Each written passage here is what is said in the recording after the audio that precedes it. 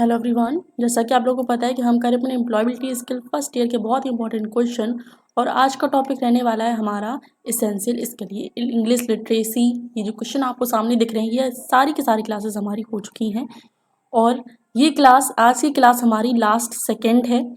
ये क्लास, इसके बाद एक और क्लास होगी हमारी और उसी के साथ हमारी जो क्लास नंबर 22 के साथ हमारा एम्प्लॉयबिलिटी स्किल फर्स्ट ईयर का पूरा सिलेबस हो जाएगा कंप्लीट।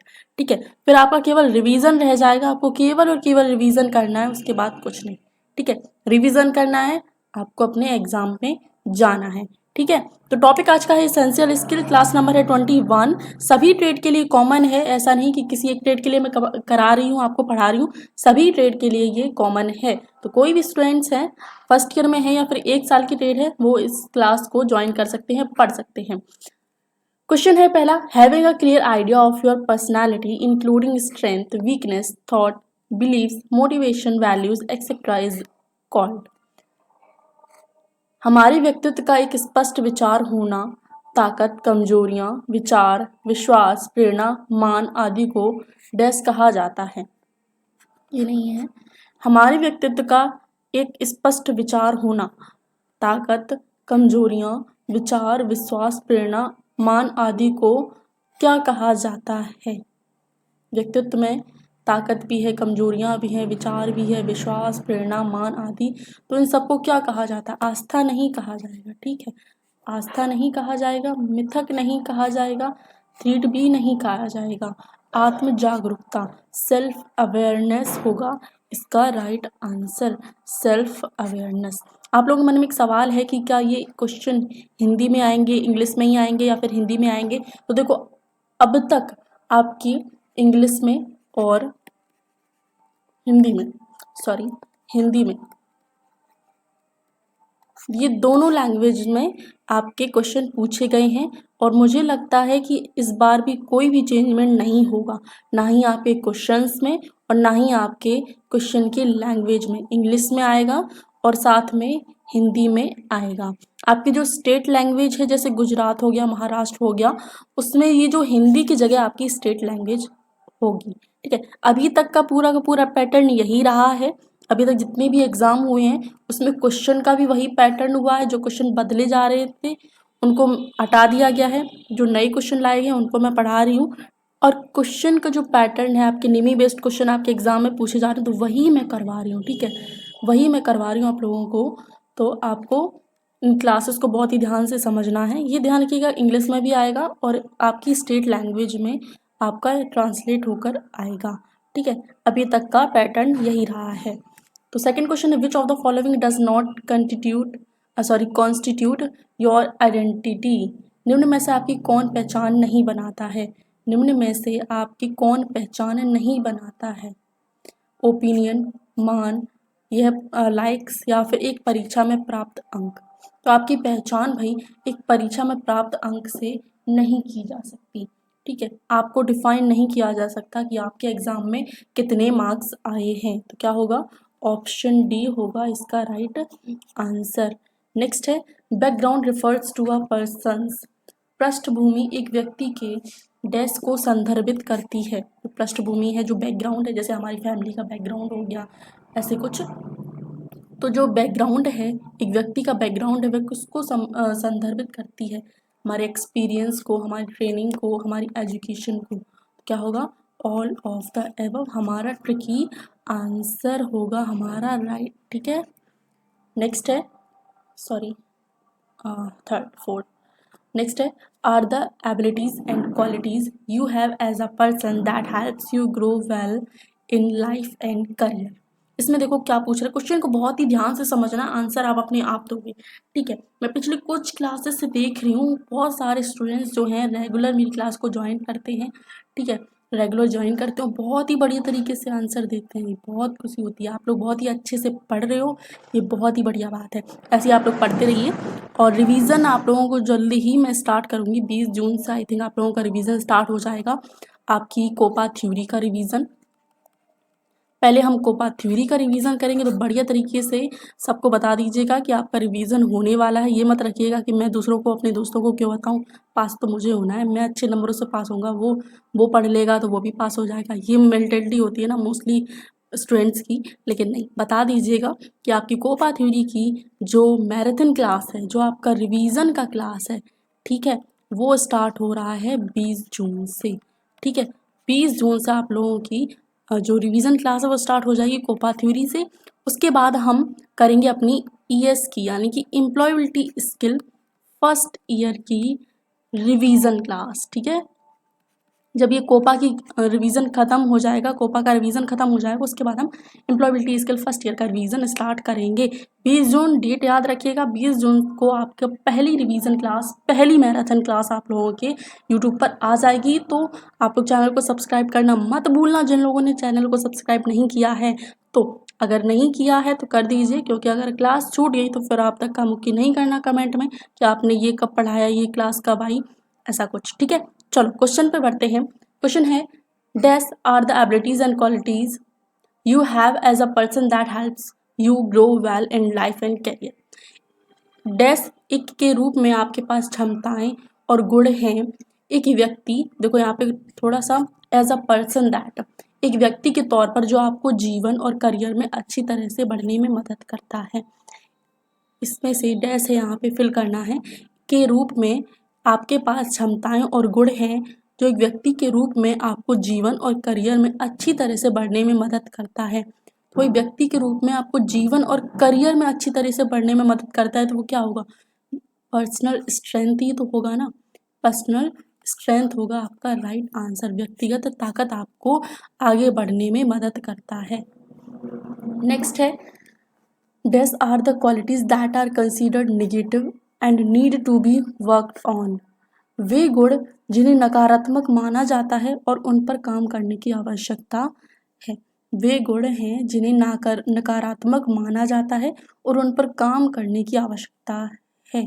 तो वो कौन से गुण हैं, वो क्या होगा, पर्सनल वीकनेस। इस पर हमें ये, इनको देखो, पर्सनल वीकनेस है, इसको नकारात्मक भी माना जाता है और इस पर हमें काम करने की आवश्यकता होती है। तो इसका राइट आंसर होगा ऑप्शन बी, हमारा होगा राइट आंसर।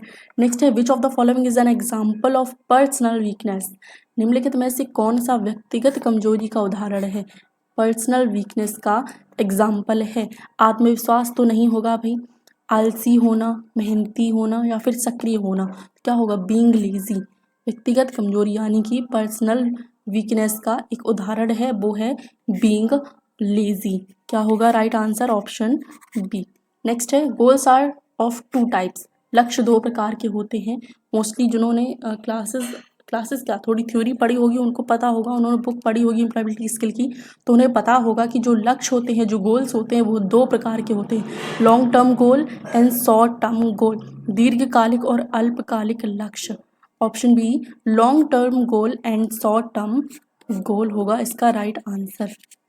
नेक्स्ट है, व्हाट इज स्ट्रेस। तनाव क्या है, तनाव क्या है, मोस्टली इसका आंसर दे सकते हैं, तनाव क्या है, आनंद की अनुभूति नहीं, आश्चर्य का भाव नहीं, फीलिंग ऑफ सरप्राइज, आनंद की अनुभूति, ये feeling of delight and Joy एक ही है, तो ये नहीं होगा। तनाव, स्ट्रेस, स्ट्रेस यानी कि हताशा, निराशा का अनुभव होना, क्या होगा, ऑप्शन डी। ये क्वेश्चन देखो इतने डिफिकल्ट नहीं है, मैंने शुरुआत से मैं बोलती आ रही हूँ, क्लास 1 से मैं बोलती आ रही हूँ और लास्ट तक आपको यही बोलती रहूँगी कि एम्प्लॉयबिलिटी स्किल इतना टफ नहीं है।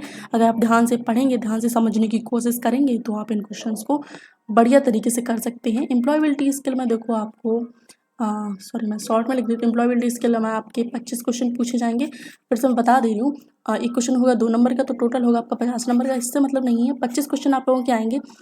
आप इतने क्वेश्चन, 15 क्वेश्चन तो ऐसे ही कर लोगे अगर क्लास को आप एक बार देखोगे। 15 से 20 क्वेश्चन आप इन एग्जाम में अपने कर जाओगे। 9 नंबर क्वेश्चन है, which of this is the sign of good stress. इनमें से कौन सा अच्छे तनाव का संकेत है, अच्छे तनाव का, गुड स्ट्रेस का साइन है। या आपको अपने लक्ष्यों का पीछा करने से रोकता है, भाई नहीं, नेगेटिवली जा रहा है, ये तो नहीं होगा। या आपको खुद पर शक करता है, नहीं ये भी नहीं होगा। लंबे समय तक तनाव, नींद की कमी नहीं होने देती, क्या होगा, ऑप्शन सी हमारा होगा इसका राइट आंसर। नेक्स्ट है, which of these can be causes of stress. इनमें से कौन सा तनाव का कारण हो सकता है? ध्यान दीजिए, इनमें से कौन सा तनाव का कारण हो सकता है? तो क्या होगा? परीक्षा में प्रदर्शन का दबाव। भाई बिल्कुल सही, आपके ऊपर भी प्रेशर होगा एग्जाम का कि हमें बहुत ही अच्छा करना है, हमें अच्छे नंबर लाना है, ये भी होगा। दोस्तों में तकरार भाई होती रहती है, ये भी स्ट्रेस का कारण हो सकता है। घर में काम करने के लिए लंबी यात्रा, ये भी हो सकता है। तो क्या होगा? ऑल ऑफ द अबव हमारा होगा इसका राइट आंसर इस क्वेश्चन का। ट्रिकी हमारा जो ऑप्शन है all of the above. Next है which of these is a sign of bad stress? इनमें से कौन सा खराब तनाव का संकेत है? खराब तनाव का संकेत है। आपको अपने लक्ष्य का पीछा करने से रोकता है, आपको शारीरिक रूप से बीमार या दर्द में महसूस कराता है, या फिर किसी दिए गए कार्य में प्रदर्शन करने की आपकी क्षमता पर आपको संदेह कराता है। तो इसका राइट आंसर क्या होगा? All of the above. ये सभी एक बैड स्ट्रेस के एग्जाम्पल्स है, ये सभी होगा, यानी कि ऑप्शन डी होगा हमारा राइट आंसर। नेक्स्ट है एन एक्टिविटी दैट स्टॉप्स और reduce stress is called a stress buster. Which of the following according to you is not a stress buster? तनाव को रोकने या कम करने वाली गतिविधि को स्ट्रेस बस्टर कहा जाता है। ये जो स्ट्रेस बस्टर है उसे तनाव रोकने या कम करने वाली गतिविधि कहा जाता है। आपके अनुसार इनमें से कौन सा स्ट्रेस बस्टर नहीं है? अब यहाँ पर ध्यान दीजिए, स्ट्रेस बस्टर पहले ही बोल दिया गया है कि यह तनाव को रोकने और कम करने में काम आता है, ये गतिविधि स्ट्रेस बस्टर कहलाती है। तो आपके अनुसार कौन सा स्ट्रेस बस्टर नहीं है? इनमें से हमें पहचानना है कि इनमें से कौन सा स्ट्रेस बस्टर नहीं है। समस्या के बारे में सोचने में लंबा समय व्यतीत करना, समय पर बिस्तर पर जाना, संगीत सुनना, बागवानी। देखो गार्डनिंग एक अच्छी चीज़ है, संगीत सुनना बहुत ही अच्छी चीज़ है, मतलब बहुत नहीं थोड़ी बहुत। समय पर बिस्तर जाना, going to bed and on time, तो ये तीनों चीज़ें तो बहुत अच्छी हैं, लेकिन समस्या के बारे में सोचने में लंबा समय व्यतीत करना ये हमारा स्ट्रेस बस्टर में शामिल नहीं है। तो इसका राइट आंसर होगा ऑप्शन ए। नेक्स्ट है व्हाट इज माइंडफुलनेस? ध्यान क्या है? ध्यान क्या है? तो ध्यान इनमें से क्या है? ये होता है एक क्षण में पूरी तरह से उपस्थित होने की क्षमता। क्या हुआ? It is the ability to be fully present in the moment. एक क्षण में पूरी तरह से उपस्थित होने की क्षमता क्या है? ध्यान है। ऑप्शन सी होगा इसका right answer. Next, which of the following is a true about stress? निम्नलिखित में से कौन सा तनाव के बारे में बिल्कुल सही है? इनमें से तनाव के बारे में बिल्कुल सही है। अब देखो ये मत कर देना, ऑप्शन डी नहीं कर देना आप लोग, ये होगा बिल्कुल गलत। डी देखा नहीं ऑल ऑफ द अबव और इसका आंसर करने लगे ऑल ऑफ द अबव, ये बिल्कुल नहीं होगा। पहले क्वेश्चन को ध्यान से पढ़ो, तनाव के बारे में सही है। अब ऑप्शन को पढ़ना है, ऑप्शन क्या बोल रहा है? तनाव को मैनेज किया जा सकता है, तनाव को नियंत्रित नहीं किया जा सकता, तनाव कम नहीं हो सकता। अब देखो तनाव के बारे में सही है, सही क्या है? तनाव को भाई मैनेज किया जा सकता है, इतना डिफिकल्ट नहीं है स्ट्रेस को कंट्रोल करना। तनाव को कंट्रोल किया जा सकता है, मैनेज किया जा सकता है। तो इसका आंसर होगा ऑप्शन ए। डी मत कर देना ऑल ऑफ द अबव देख के, इसका आंसर है ऑप्शन ए। नेक्स्ट है which of this is an essential steps in the problem solving process? इनमें से कौन सा समस्या समाधान प्रक्रिया में एक आवश्यक कदम है? समस्या समाधान प्रक्रिया में एक आवश्यक कदम है, तो क्या है वो? है to gather and analyse data. Data एकत्र करने और उसका विश्लेषण करने के लिए, to gather and analyse data. समस्या समाधान प्रक्रिया इनमें से कौन सी है? डेटा एकत्र करना और उसका विश्लेषण करना। Next, which of the following statement is true? निम्नलिखित बयानों में से कौन सा सच है, ट्रू है? ऑप्शन पढ़ना है। इसमें देखो डी ऑप्शन बड़ा था, काफ़ी बड़ा था, वैसे भी स्लाइड में जगह नहीं है तो मैंने उसको हटा ही दिया, ठीक है, वो आंसर नहीं है। इसका आंसर क्या है? निम्नलिखित बयानों में से कौन सा सच है, ट्रू है? तो वो क्या है? वो है आप जितनी अधिक समस्याओं का समाधान करेंगे, आप समस्या समाधान में उतने ही बेहतर होंगे। इसका आंसर होगा ऑप्शन बी। आप जितनी अधिक समस्याओं का समाधान करेंगे, आप समस्या समाधान में उतने ही बेहतर होंगे। आपको एक्सपीरियंस हो जाएगा हर एक प्रॉब्लम को सॉल्व करने में, तो आप समस्या में उतने ही बेटर हो जाएंगे उसको सॉल्व करने में। नेक्स्ट है which of this should be considered while making decision? निर्णय लेते समय इनमें से किस पर विचार किया जाना चाहिए? निर्णय लेते समय किस पर विचार किया जाना चाहिए? Your mood, the choice of your friends, आपके समुदाय के नियम, the rule of your community, या फिर योर पर्सनल प्रायोरिटी। भाई निर्णय लेते समय इनमें से किस पर विचार किया जाना चाहिए? तो निर्णय लेते समय आप अपनी व्यक्तिगत प्राथमिकताओं पर विचार करना चाहिए। ऑप्शन डी होगा इसका राइट आंसर, आपकी व्यक्तिगत प्राथमिकताएं। नेक्स्ट है which of this is the full form of स्वॉट? इसका मैं काफ़ी बार आप लोगों को बता चुकी हूँ, पिछली क्लासेस में ये क्वेश्चन 2 बार आया है।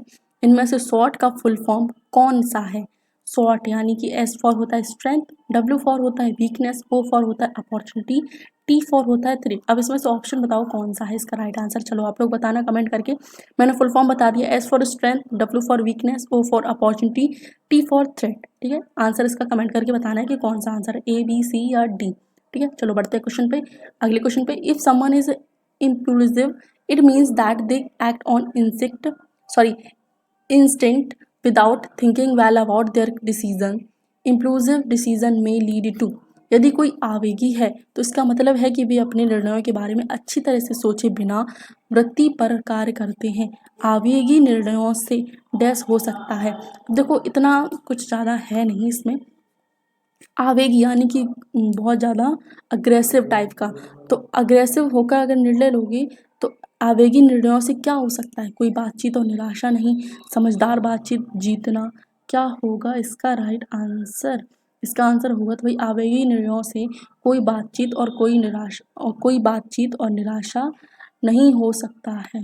नो नेगोशिएशन एंड डिसअपॉइंटमेंट, कोई बातचीत और निराशा नहीं होगा, इसका right answer option A. Last question है इस टॉपिक का, टॉपिक का नहीं, इस क्लास का। आगे क्लास नंबर 12 में हमारी जो बचे खुचे क्वेश्चन हैं, कुछ 14 से 15 क्वेश्चन हैं, अगली क्लास में हम करेंगे और इसी क्लास के साथ हमारा जो सिलेबस है वो हो जाएगा बढ़िया तरीके से पूरा का पूरा कंप्लीट। ठीक है, फिर रिवीजन में मिलेंगे। मैं आप लोगों को 2-3 दिन पहले बता दूंगी कि आपका रिवीजन कब से है। वैसे 20 जून से ही मैं स्टार्ट करूंगी। ठीक है, 20 जून को आपका मैं रिवीजन स्टार्ट करूंगी। तो अभी से आप लोग ट्यून हो जाइए मेरे चैनल पर, चैनल से जुड़ जाइए। ठीक है, कोई फीस वगैरह मैं नहीं ले रही हूँ आपकी तैयारी करने के लिए। ठीक है, आप लोग बढ़िया से पढ़िए आराम से, और आपको कोई स्ट्रेस लेने की ज़रूरत नहीं है। ठीक है, तैयारी बढ़िया है तो कोई स्ट्रेस लेने की ज़रूरत नहीं है। चलो, तो decision based on your personal priorities leads to, आपकी व्यक्तिगत प्राथमिकताओं के आधार पर लिए गए निर्णय डैश की ओर ले जाते हैं। आपकी व्यक्तिगत प्राथमिकताओं के आधार पर लिए गए निर्णय यानी कि आप अपने आधार पर, अपने व्यक्तिगत प्रायोरिटी पर आप अपने निर्णय ले रहे हैं तो ये आपको किस ओर ले जाते हैं? कोई बातचीत नहीं, नो नेगोशिएशन, या फिर वाइज नेगोशिएशन, डिसअपॉइंटमेंट, या फिर नन ऑफ द एबव। क्या होगा? अब भैया आप अपनी प्राथमिकता के आधार पर, अपनी व्यक्तिगत प्राथमिकता के आधार पर निर्णय ले रहे हैं तो ये एक समझदार बातचीत की ओर ले जाता है। ऑप्शन बी होगा इसका राइट आंसर। चलो, तो आपको हम मिलते हैं अपनी अगली क्लास में। क्लास नंबर होगी हमारी 22 और टॉपिक हमारा वही है एसेंशियल स्किल। निमी बेस्ड क्वेश्चन हम लोग आपके करवा रहे हैं, एमसीक्यूज हैं आप लोगों के, मल्टीपल चॉइस क्वेश्चंस हम लोग करवा रहे हैं। सीबीटी एग्जाम, आप लोगों के मन में कुछ लोगों को पता नहीं होगा कि सीबीटी एग्जाम क्या है। तो ये जो सीबीटी एग्जाम, इसको कहा जाता है कंप्यूटर बेस्ड टेस्ट, जिसको आप बोलते हो क्या? Online exam. Computer based test होता है सीबीटी का फुल फॉर्म। ठीक है, तो सीबीटी एग्जाम होगा आपका, ऑनलाइन एग्जाम होगा, एक ही एग्जाम होगा आप लोगों का जिसमें आपकी थ्योरी ऐड होगी, एक ही एग्जाम होगा। ठीक है, बस सेक्शन अलग अलग कर दिए जाएंगे कि ये थ्योरी के क्वेश्चन अब आपके सामने हैं, फिर आपके आएंगे एम्प्लॉयबिलिटी स्किल के क्वेश्चन, फिर वर्कशॉप कैलकुलेशन के क्वेश्चन, फिर इंजीनियरिंग ड्राइंग के। जिनकी ट्रेड में इंजीनियरिंग ड्राइंग और वर्कशॉप कैलकुलेशन एंड साइंस है, उनके एग्ज़ाम में कुछ इस तरीके का सेक्शन वाइज आएगा, लेकिन एक ही एग्ज़ाम होगा। ऐसा नहीं कि आपका 4-5 दिन एग्ज़ाम चलेगा, एक ही दिन एग्ज़ाम होगा आप लोगों का। कल मैं थोड़ा सा आपको बहुत ही अच्छी तरीके से बताऊंगी, क्योंकि कल 13 से 14 क्वेश्चन हैं आपके क्लास में। कल हम आप लोगों को बढ़िया तरीके से बताएंगे। चलो, तो मिलते हैं आपको अपनी अगली क्लास में। और एम्प्लॉयबिलिटी स्किल की अगर आपने क्लासेस नहीं देखी है, अगर एक भी छोटी है, पेंडिंग में है, या फिर आप नए स्टूडेंट्स हो, अभी तक आपने पिछली क्लासेस देखी ही नहीं है, तो आपको स्क्रीन पर शो हो जाएगी प्लेलिस्ट। प्लेलिस्ट पर जाओगे तो वहाँ पर आपको बहुत सारी क्लासेस मिल जाएंगी इससे पहले जो मैंने करवाई हैं। इम्पॉर्टेंट है, ज़रूर देखिएगा, आपके लिए बहुत ही बेनिफिट होगा आपके एग्ज़ाम के लिए, ज़रूर देखिएगा, ठीक है। और कोपा की भी प्लेलिस्ट आपको स्क्रीन पर शो हो जाएगी, एम्प्लॉयबिलिटी स्किल की भी प्लेलिस्ट आपको स्क्रीन पर शो हो जाएगी, वहाँ से आप ज़रूर देख लीजिएगा। पेंडिंग में मत रखिए एक भी क्लास। चलो तो मिलते हैं आपको अपनी अगली क्लास में।